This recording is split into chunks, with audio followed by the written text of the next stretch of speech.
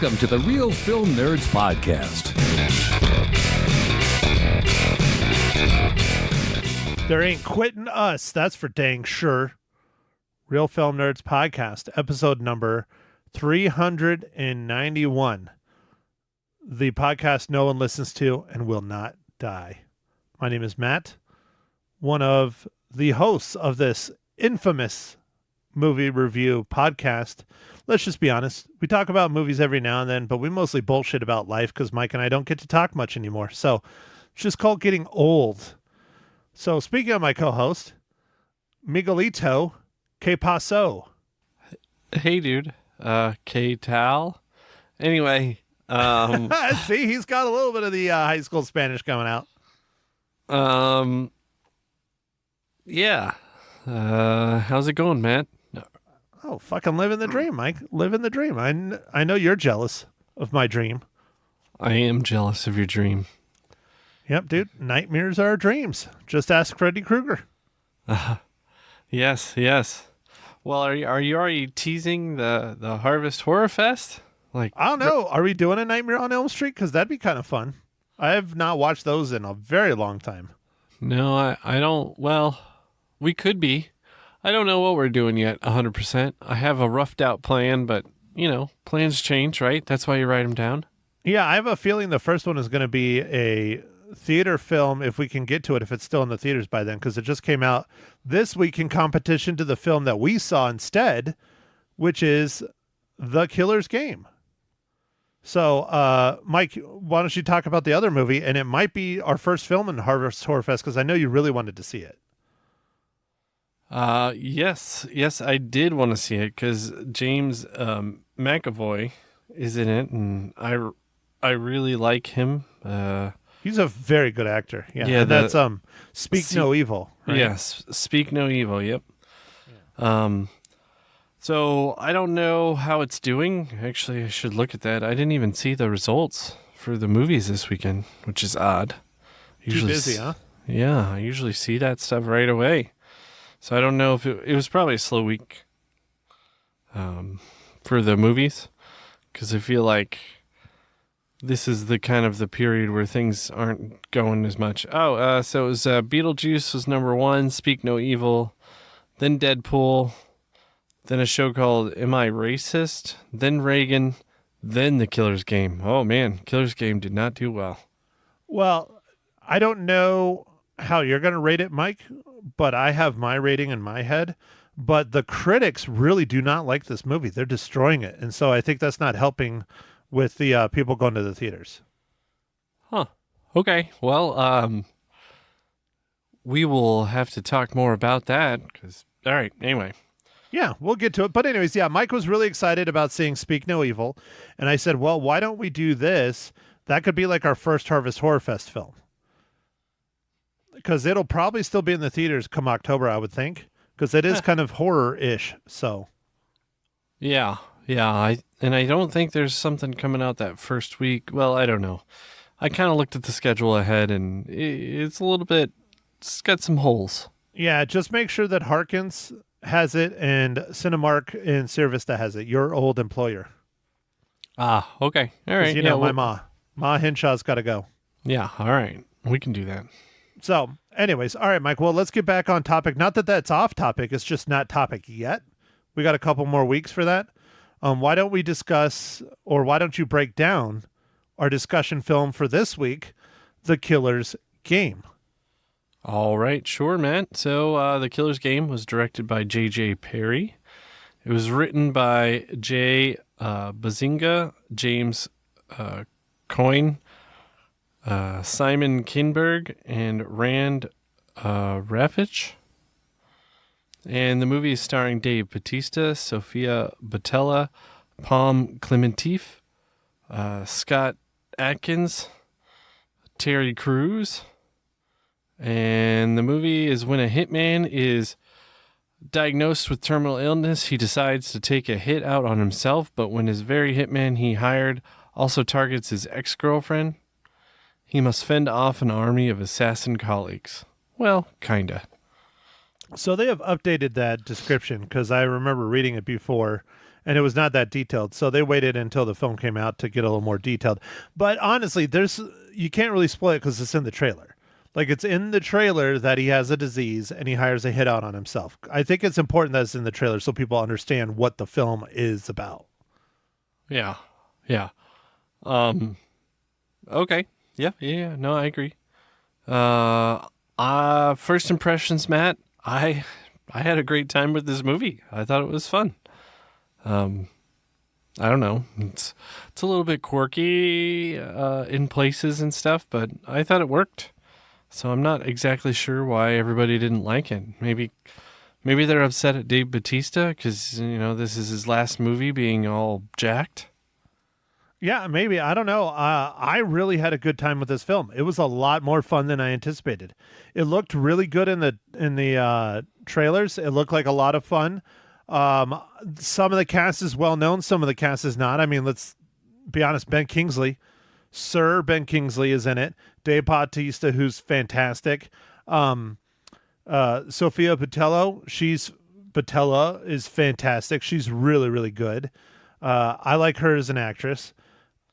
I really enjoyed this movie. I don't know why the critics are hating on it. I mean, maybe it's because it's very stylized, like a Guy Ritchie film or like Bullet Train or something like that. But I think that's what adds to it and makes it better.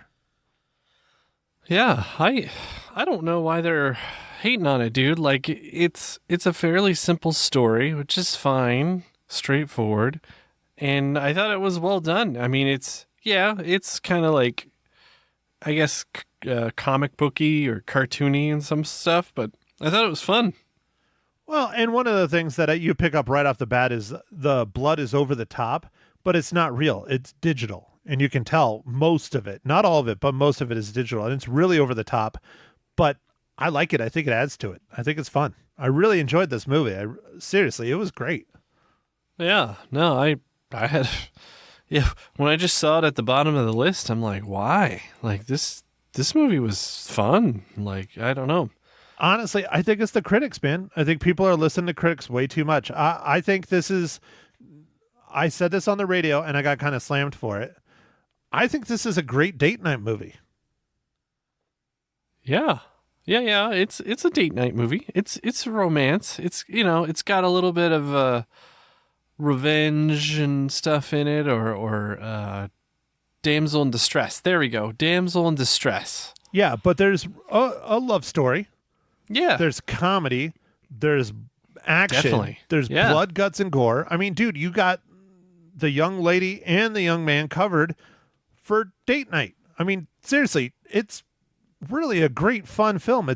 I don't want to say it's like Mr. and Mrs. Smith, but it's kind of like that. It's really fun and not goofy, but silly and just action packed. And I liked it. I think this movie is very underrated.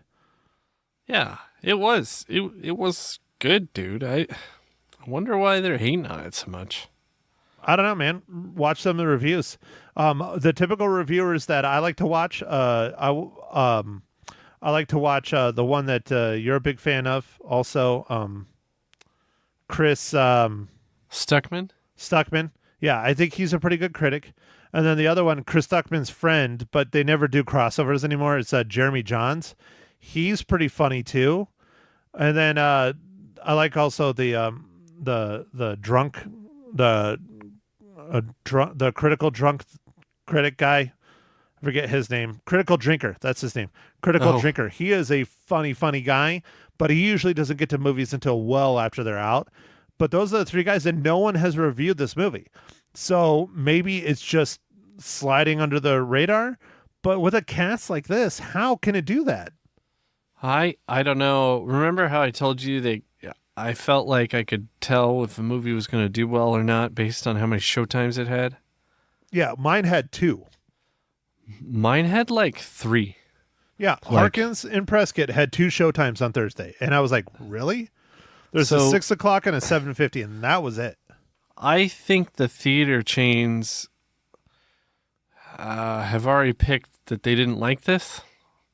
Or I don't know exactly how some of that works, but it just seems like they decided that this wasn't going to do well, so they weren't going to give it very many showtimes. So it's like they kind of make it not do well.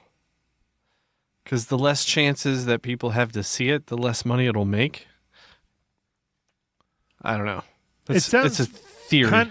It sounds kind of like Idiocracy. You know, Idiocracy had that problem, but that was mostly because Fox tried to bury the shit out of that film.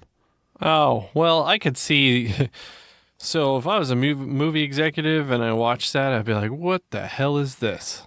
Well, they didn't realize all the shit they gave green lights to, especially all the people that were, they talked it up and said, oh yeah, Costco, dude, we'll put you in a film. It'll be great. It'll be awesome. And then they see the film and they're like, fuck is this? And so they released it in 2 theaters, 1 theater in California and 1 theater in New York. And that was it. And never let it go farther than that. Then it hit, back then, DVD, Blu-ray, that kind of thing. Yeah. And exploded. It was what you would call a cult classic. And that's one of my favorite films. But it's because of all the brand recognition in it. They're like, fuck this. We got to scrap this fucking movie. And that's what Fox did. Oh, like Starbucks and Carl's Jr. Yep. Costco, all of it. They had to do it because they just pissed off so many companies. Was Speaking Taco of Bell that, in Terry there? Crews, Yeah. Camacho Mountain Dew, something, right? Yeah. Alejandro, Camacho, Mountain Dew, Dorito, something. I don't know. Yeah. It was fun to see him in a movie. I hadn't seen him. I don't think he's... I hadn't seen him in anything in a while. Doesn't mean he's not doing anything. I just hadn't seen him, so it was fun to see him again.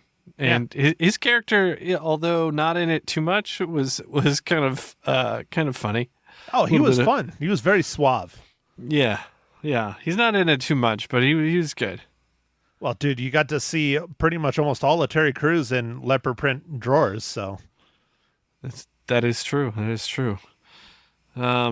Ben Kingsley, I mean, he wasn't in it a ton either, but he was a pivotal role in the parts he was in. So I don't know, man. This was a good movie, man. I don't know why it's getting hated on. I seriously really liked it. I really did, and you'll see that in my rating. I'm not going to say what I like it more, but you'll find out. But like Bullet Train, also fantastic movie. Why did that get ripped apart, dude? I don't know. I have no clue. Bullet Train was one of my favorite movies of last year. That was a very, very fun movie. Yeah, it was well done. All the characters were great. Man. Again, this is one of the reasons why our tagline, or at least what I put our tagline as, is we're not critics. We're just 2 normal dudes talking about movies. Because we usually do not agree with the critics on a lot of things. And this is a very big case. I mean, even on IMDb, it only has a rating of 5.9 out of 10. Yeah, I would say it's kind of like a Bautista John Wick, but yes. I was fine with it. That's okay. Yeah, no, it's very much that. I don't think the action is nearly as good as John Wick, but no. It's in the same style and vein, definitely in the same genre. Not as funny. This is way funnier than John Wick, though. Oh no, yes, and that's fine. Like it worked. Like that worked. For it to be kind of a little bit ridiculous and like, I don't know, just some of the death scenes and stuff were just kind of like gruesome to kind of be gruesome. Oh yeah, that's what was fun. So, like the animal, what was that? Spoilers? Oh, yeah. Wait, hold on. No spoilers. Michael, no spoilers. Michael. Okay. Yep. Well, Matt, it looks like I'm going to ask you, what are you drinking?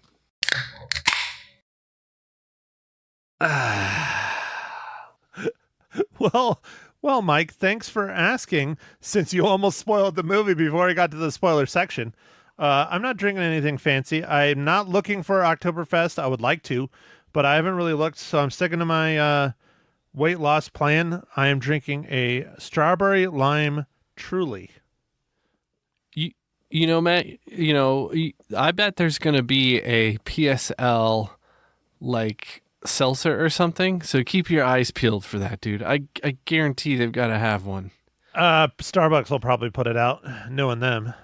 I mean, maybe they got a new CEO who's trying to like fix everything wrong with Starbucks. I guess we'll see how that goes. But anyway, Well, dude, just imagine how much more money Starbucks would make if they served booze. well, they did have a deal for a while, and I don't know if they still do, where they had like liqueurs or something that were like Starbucks branded, but I think it was just like somebody else was making it, and they just threw their tag on it. Yeah, but they weren't selling it at Starbucks. They were selling it at stores, right? Yeah, See? I believe it. Drive-through white chocolate mocha with vodka. Well, so that'd be great, but I think getting the liquor license through all the places it might not work out because. Oh, it's fine. Who cares? Yeah. Oh, yeah. Well, yeah. America. The 3-tier system. Let's just throw it away. Everybody has a liquor license. America. You're right. Yeah. Okay, Mike. So, are you drinking an Oktoberfest again? I am. But I did get some pumpkins. I do have some pumpkins to start for Harvest Horror Fest. So, I did pick up some. They're burning a hole in your refrigerator, aren't they? They're not even in the fridge yet because I don't want to just keep them cool for that long. Understandable. I understand, Mike. So, all right. Well, now, your favorite part of the podcast, Mike. What is this week's probably terrible dad joke? I got dad jokes. I don't think they understand though. Gotta think I'm funny. Other people never laugh though. Dad jokes. Okay, it's real bad, dude. And it might have been assisted with a artificial intelligence. Oh, really? You All went right. from the book to Chat GPT. You son of a bitch. All right. So, why did the hitman refuse to play Clue? Because he knows he's the one that did it? That's it. Because he knew who did it and where to hide the body. Yeah, see? I nailed that one. That You was did. Not a good one, but I'll give you points because I nailed it. So, All right. Woo. all right, Mike. Not like this is going to be very difficult. I don't even think you need to look past the poster for this. But, Mike, how does The Killer's Game relate to the Marvel Cinematic Universe?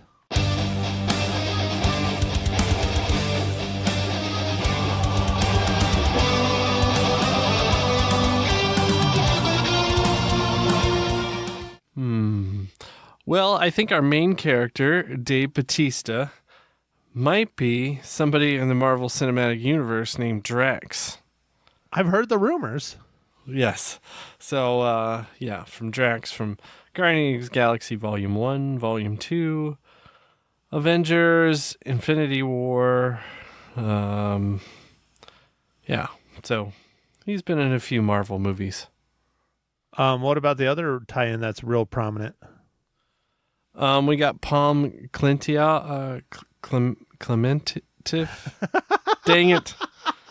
You did so well earlier. I just wanted to see if you were just going to screw it up or not. Yeah, you just had to ask. We have Mantis from Avengers Endgame and Guardians of the Galaxy Volume 1, Volume 2. Oh, no, Volume 2. Was she in 1? No, she wasn't in one. She didn't Yeah. come in until they had Yeah. what's his face? Yes. Yeah. Yeah, so she's in Volume 2 and Infinity War. So Avengers Infinity War. So anyway. Yeah. But, man. So, Matt, with spoilers, some of the creative death scenes. Well, I just enjoyed- warn everybody before you do it. You said with All right. spoilers. We are now in the spoiler section, and Mike is going to immediately jump right in and talk about the murdering. So, okay, which ones? Let's ready, set, go. Just kill it, Mike. Literally. All right. Well, so the death with the Scottish brothers with the where he gets impaled on the that was a bull, right? Yeah, I guess technically it was a bull or something like that. It might have been like one of those horned, cow things from South America or Spain. Oh, yeah, okay. But yeah. Another cow type creature. Oxen, cow type creature. Yes. Bull, cow, whatever. Yeah. So that was fun. I enjoyed the person in his apartment who attacked him, and then he broke the glass in the bathroom, I think, and then slit. Fuck, that was Dude, brutal. that was brutal, dude. I was like, whoa. Yeah, slit in their throat with a fucking broken, not just glass, like broke the window, and there was a rail left where the window was, and just, ugh. Yeah. I thought that was pretty. I thought that was pretty. It was very creative. There was a lot of murdering. Very, very horrible murdering. What about the chick that was in that same group that had the yin and yang, but used them to murder people? Oh yeah, that was cool. Yeah, that was good. That was good. Yeah, those characters were kind of funny, even though they weren't really in it. Like, I kind of like the scene where they're getting like notified that there's like a new contract, and you see they're all in the middle of something, and they're like, "Oh shit!" And like the one guy's just left. Like, I just love that it's an app.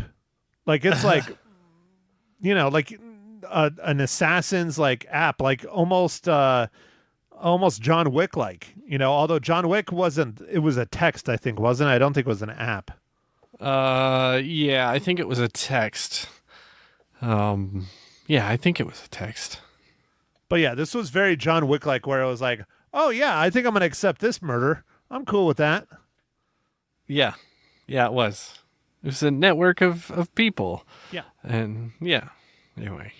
Well, but it wasn't a world of assassins. It was just a bunch of assassins that worked for these two different organizations that I could tell. There was just the two. There was Ben Kingsley's assassination group, and then there was Pom Klementieff's.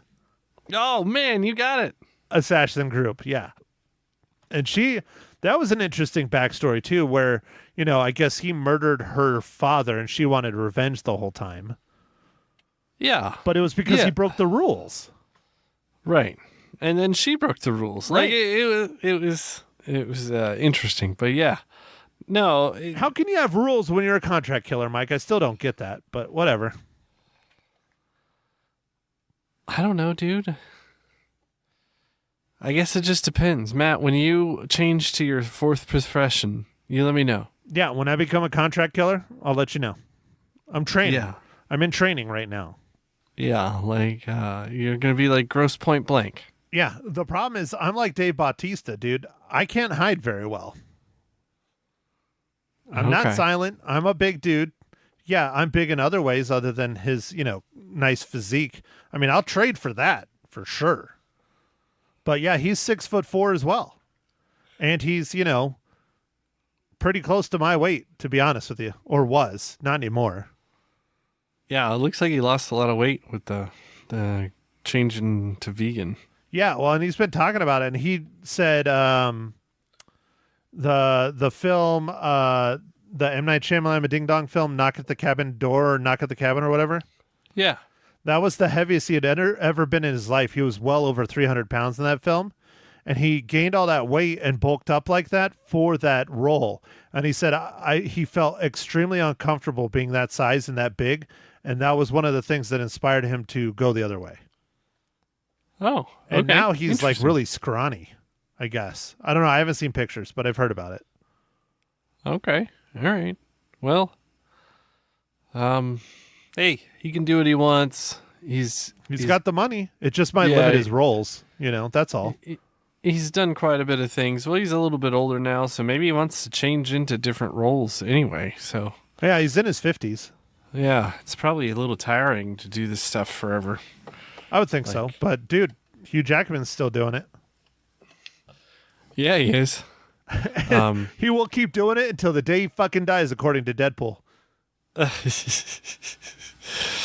Well, I think Ryan Reynolds, since they're such good buddies, I think he really was just like, come on. Oh yeah, dude. They've been dying to do a film together for sure for years. It was worth it, man. I liked it.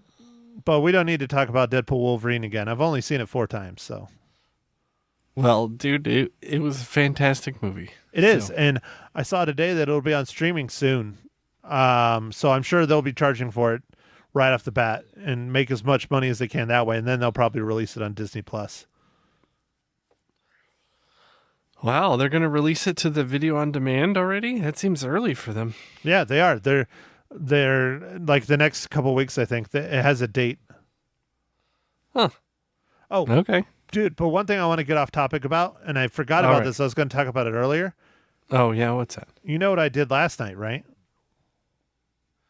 Watched a movie? Went to Slipknot.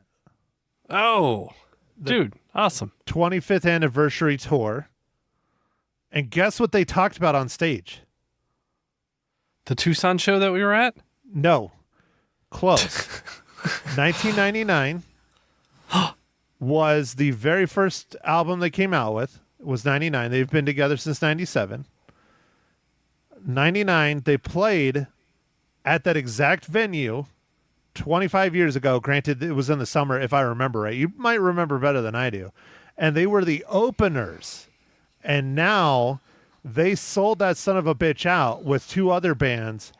There were more people there than I think the show we went to in 99. But Mike, do you remember what show that was? Were they opened? Was it Ted? It wasn't Tattoo the Earth, was it? Nope.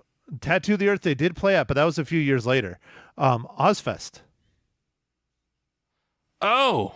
Ozfest yeah. 1999 was their first tour as a band, like nationwide.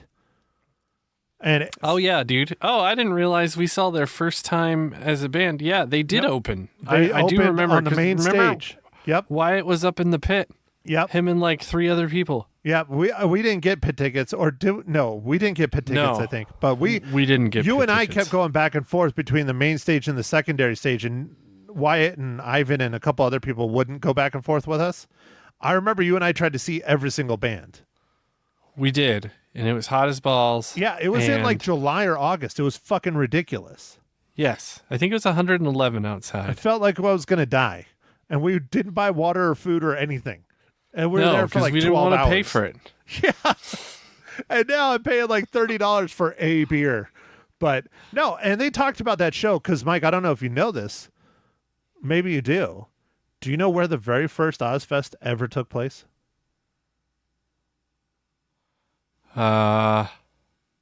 No, I should. No, I don't. 1998 at that exact same venue in Phoenix, Arizona. The first one The was very in first Phoenix? one. The next, literally the next weekend was LA. But Phoenix was the very first appearance of Ozfest. Huh. Did was- we see 98 and 99? It was 'Cause I either know we nine- saw 99. We only saw 99. I don't think we saw 98. But they only had two. The first Ozfest, the very first, was only two shows, LA and Phoenix. And Phoenix came first. Ah. So that's and one then of- 99 it went national, right? Where it Yes, was National was touring? 99. Yep. Yeah. Yep.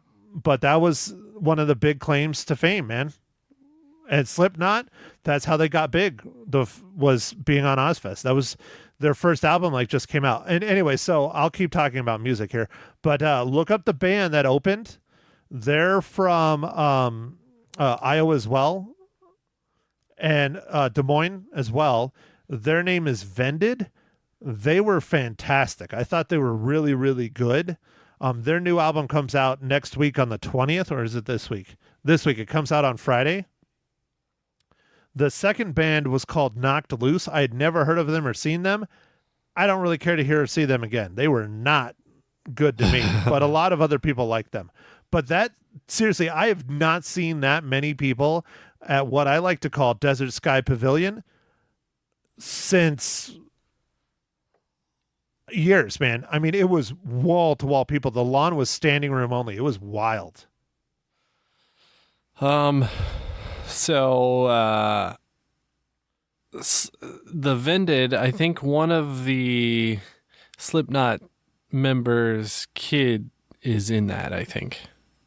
Well, I have heard that Corey Taylor's kid is in a band, but I I'm don't not know if- sure. I don't that's know if it's his. Vended, yeah. They did not look that young. They look like they were in their mid to late 20s, all of them.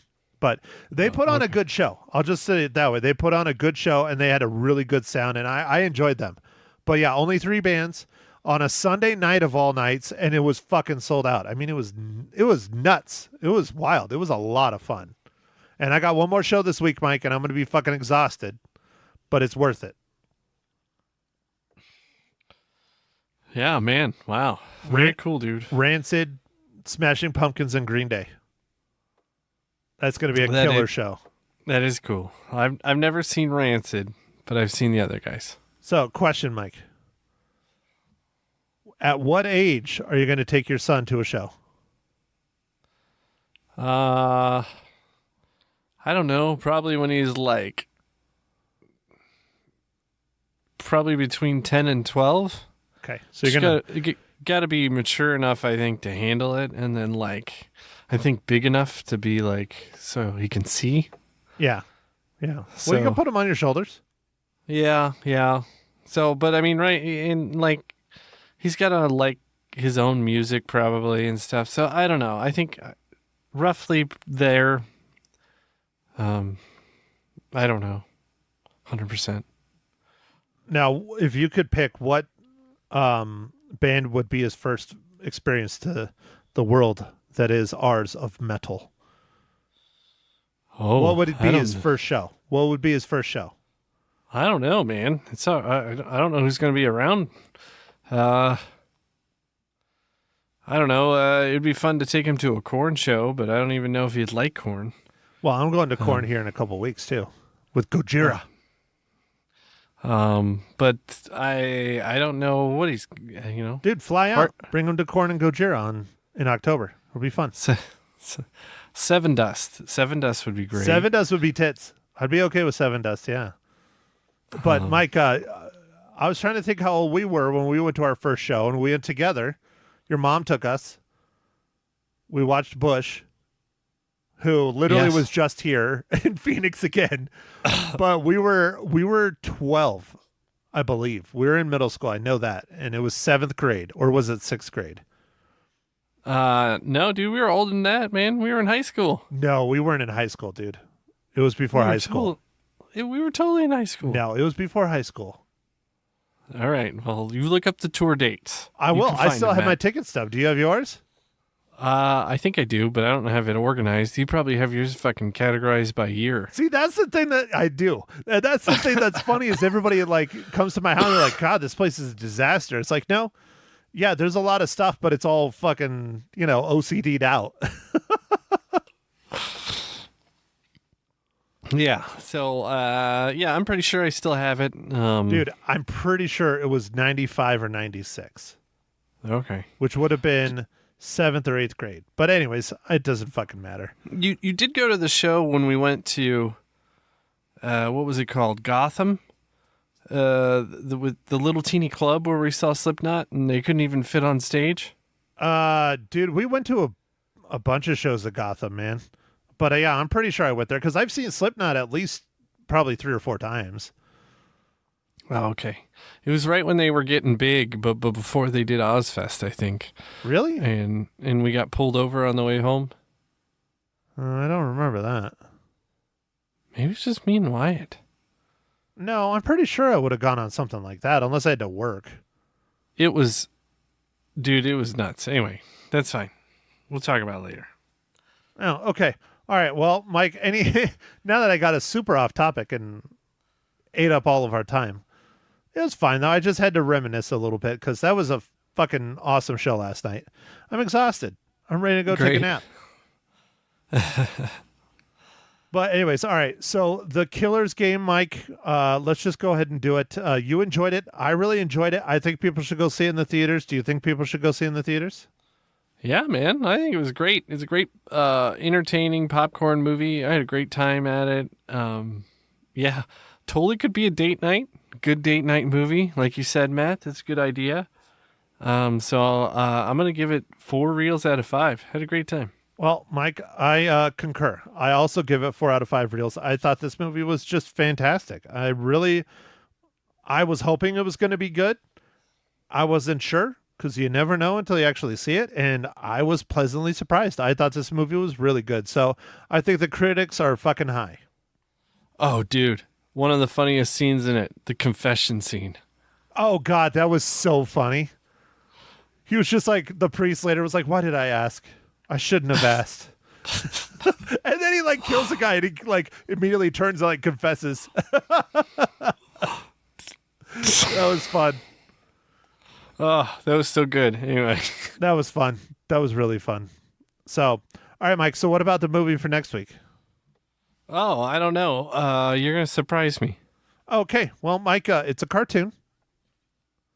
It's coming out in the theaters.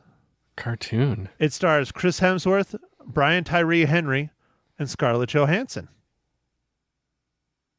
Getting warmer? What is it? No? No. Transformers 1. Oh.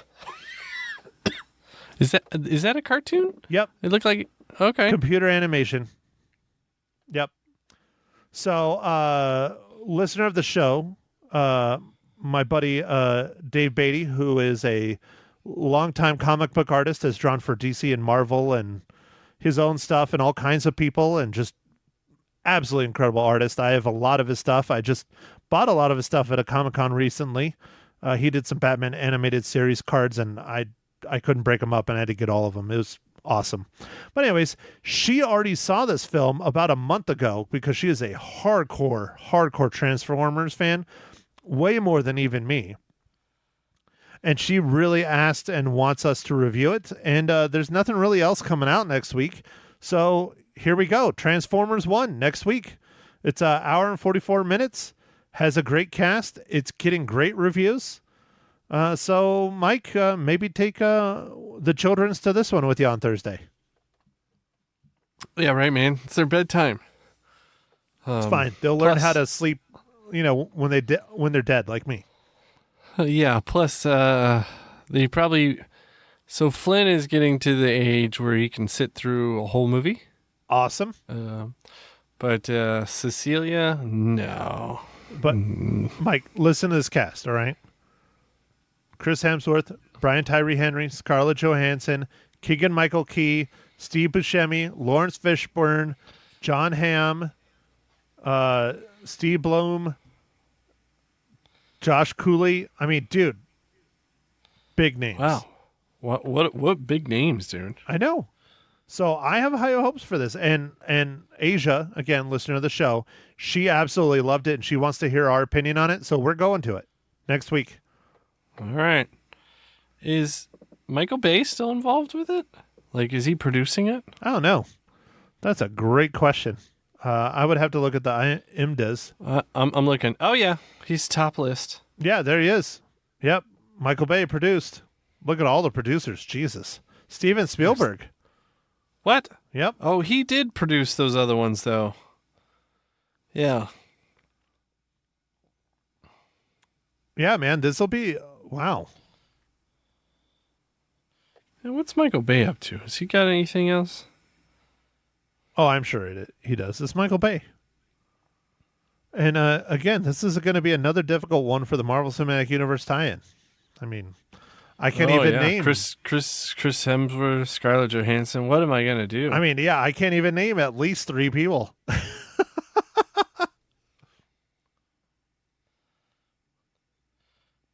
Oh, I looked at Michael Bay's upcoming projects.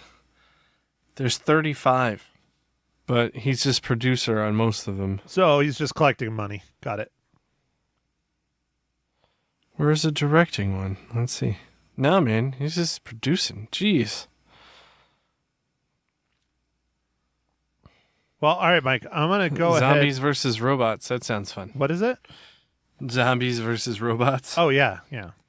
I was just going to say, we're getting a lot of dead air here, Mike. Okay, all right. Let's do it then. Well, you do it. You're the ender. I'm the beginner. Okay. All right, everybody. Thanks for listening. Make sure to follow us on the socials, Twitter, Instagram, Facebook, and we'll catch you on the next pod. Thanks for listening, everybody. Thank you for listening to The Real Film Nerds. Now, don't forget to follow us on Facebook, Twitter, and Instagram at Real Film Nerds. Now, go out and catch a movie.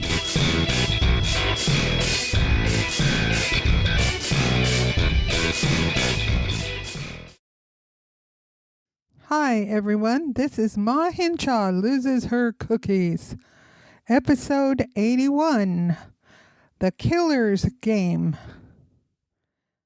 Hi, Matt. How's it going? See, you want to change stuff up, and then you do the same thing.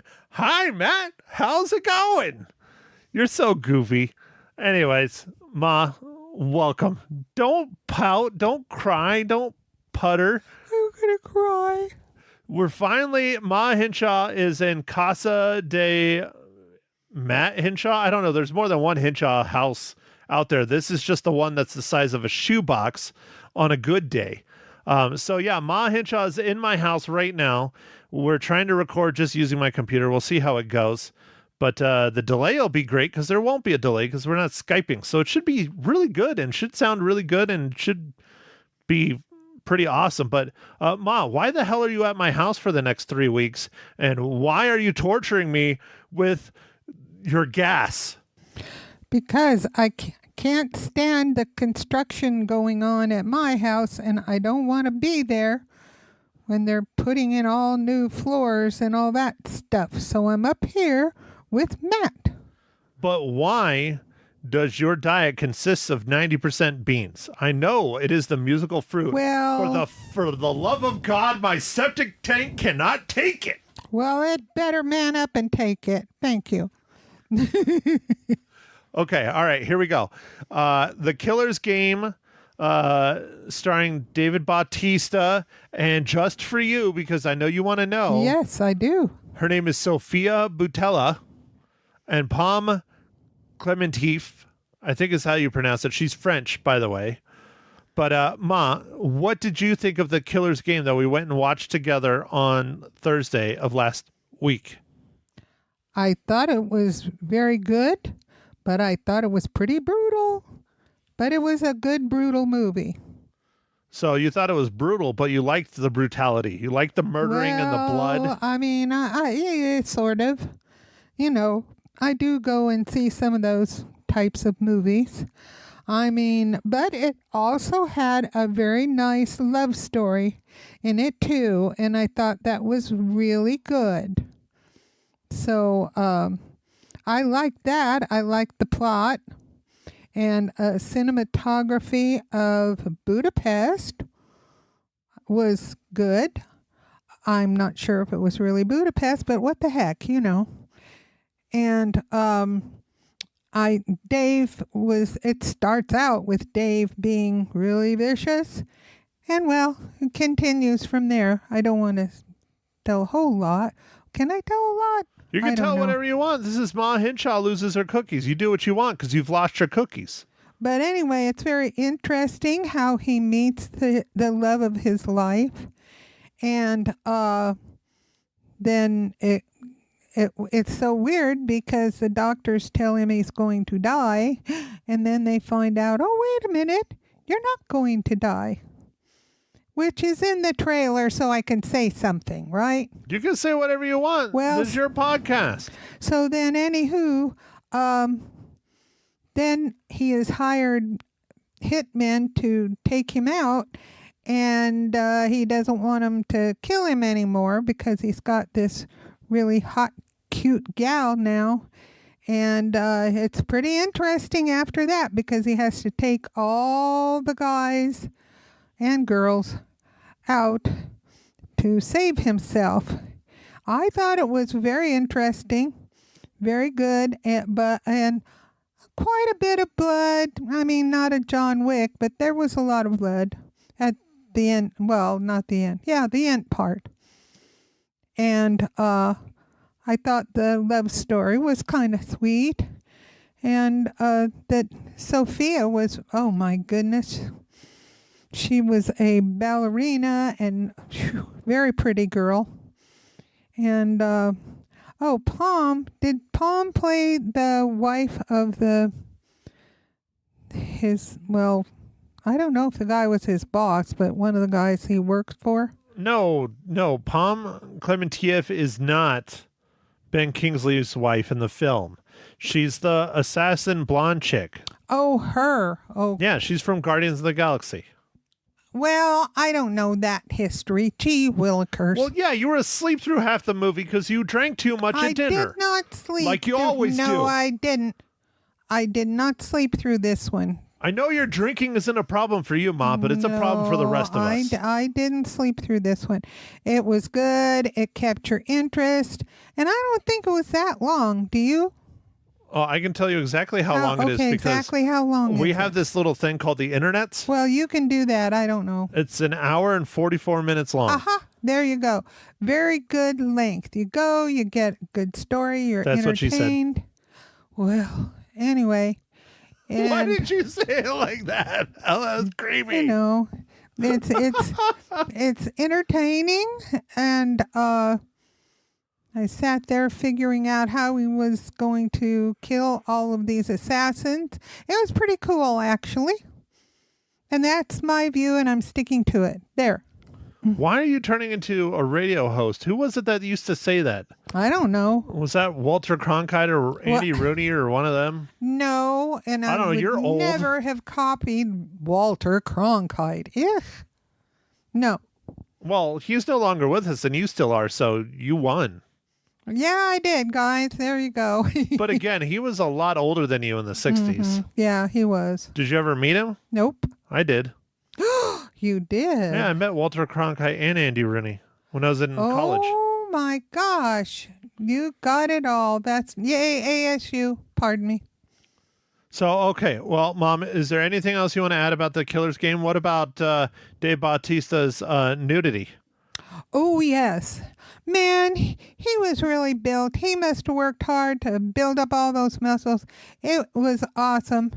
And there, wait a minute. What about Terry Crews? He was naked practically. Yeah. He had pretty good build too. And I'm thinking if there, I can't remember. Oh, this is bad. I have a brain blank. Was there a couple of nude girls? Yeah. Yeah, that's what I thought. Yeah.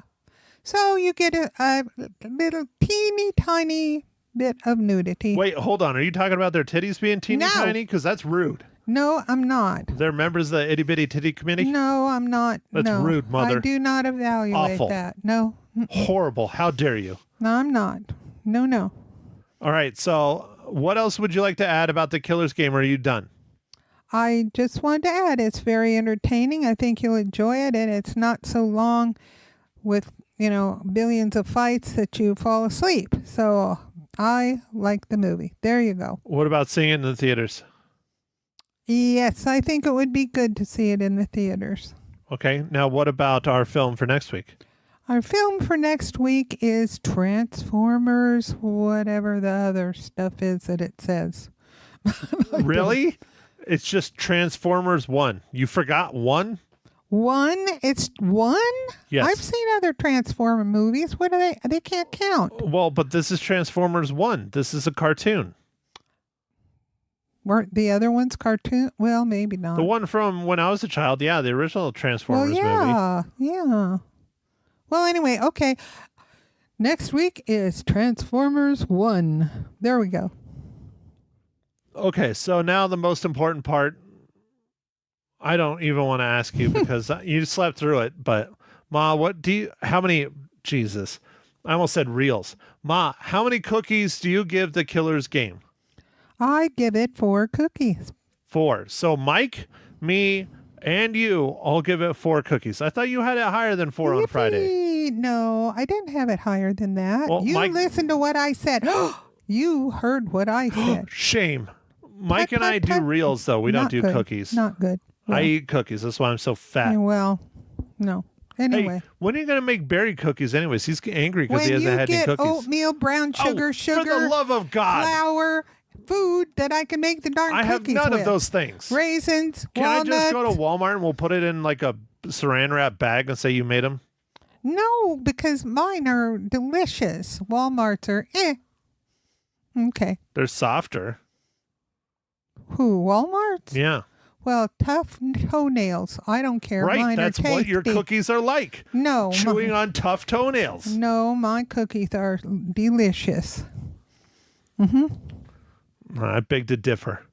Well, see if you get any more. Well, yeah, you don't. You're not making them, and I want them, and you're not making any. I need all that Blah stuff. blah blah. Well, yeah, we'll go shopping to Walmart.